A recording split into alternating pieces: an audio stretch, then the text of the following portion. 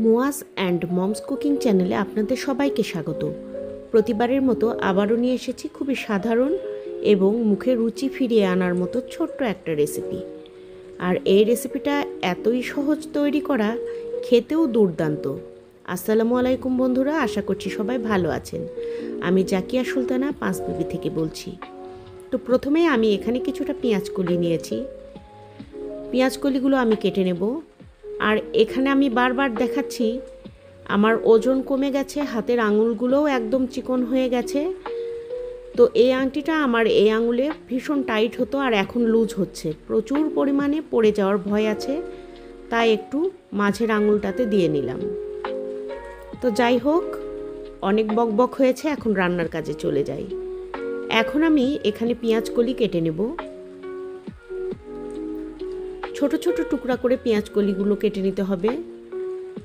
মাছ মাংস প্রতিদিন খাওয়া যায় না, আর মাছ মাংসর সঙ্গে একটু ভর্তা কিংবা একটু মন মতো সবজি হলে খাবারের রুচিটা যেন একটু বেড়েই যায়। মাছ মাংস এক পিসের বেশি 2 পিস খাওয়াটা আমার জন্য এখন কঠিন হয়ে গেছে, কারণ কম করে খেতে খেতে একেবারেই পরিমাণটা আমি সঠিক পরিমাণে নামিয়ে এনেছি।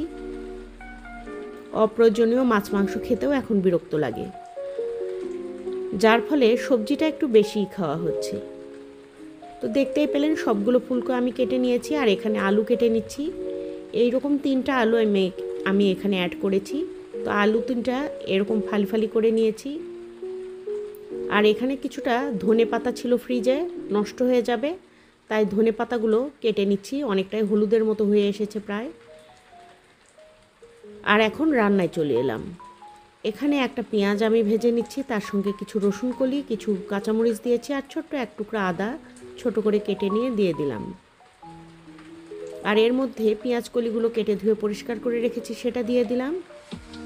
তারপরে এখানে আমি দিয়ে দিচ্ছি আলুগুলো এবং সবশেষে ধনিয়া পাতা। এখন এটা আমি খুব সুন্দর করে মিশিয়ে নেব। আর এর মধ্যে আমি দিয়ে দেব স্বাদ মতো একটুখানি লবণ আর একটু রঙের জন্য হলুদ গুঁড়া। বাস, আর কিচ্ছু দিতে হবে না। এই সামান্য কটা মশলা দিয়েই এটা এতটাই টেস্টি হবে। এখন ঢাকনা দিয়ে ঢেকে দিলাম, আর ঢাকনা ওপেন করে আবারও নাড়াচাড়া করে দিলাম। এতক্ষণ যে বন্ধুরা আমার সঙ্গেই আছেন, একটা লাইক দিতে ভুলে গেছেন, দয়া করে একটি লাইক দিয়ে ভিডিওটি কন্টিনিউ করবেন, কারণ আপনার একটা লাইক আমার কাছে অনেক মূল্যবান, আমার চলার পথের অনুপ্রেরণা। তো খুব সুন্দর করে ভাজা ভাজা করে নিয়েছি।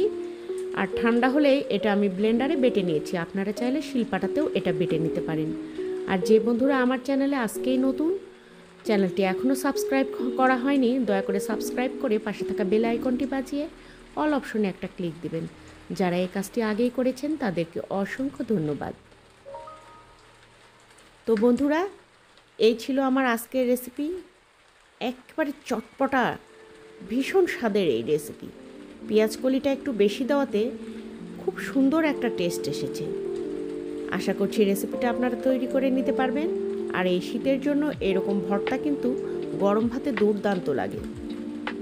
তো বন্ধুরা, এই ছিল আজকের ভিডিও। রেসিপিটা যদি ভালো লেগে থাকে তাহলে লাইক, কমেন্ট, শেয়ার দিতে ভুলবেন না। সেই সঙ্গে সবসময় পাশে থাকবেন। আর নতুন যে বন্ধুরা আছেন আমার সঙ্গে থাকবেন আপনারা, আমিও আপনাদের সঙ্গে থাকবো ইনশাল্লাহ। তো সবাই ভালো থাকবেন, সুস্থ থাকবেন, দেখা হবে নেক্সট ভিডিওতে। সে পর্যন্ত বিদায় নিচ্ছি, আল্লাহ হাফেজ।